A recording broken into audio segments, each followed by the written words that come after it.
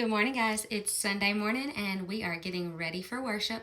To start out, I'm doing my skincare again with the Clinique serum. I done did that, and so now I am putting on my toner to just kind of press in all of that stuff and make sure that it gets into your pores and stuff. And then I will be putting on my lotion, and I have to make this snappy because I am late today, which again is normal.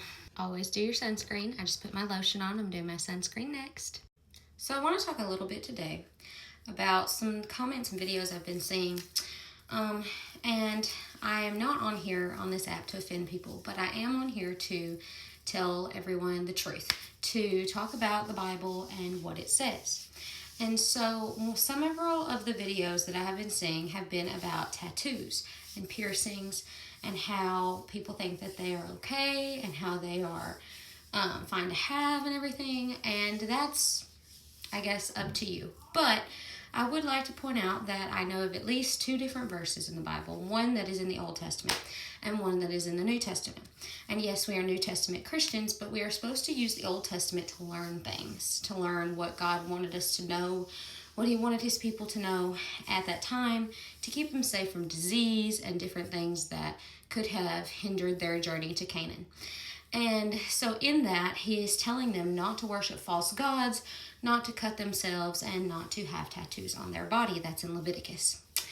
So whenever the new law came enacted, we don't necessarily follow those old laws anymore.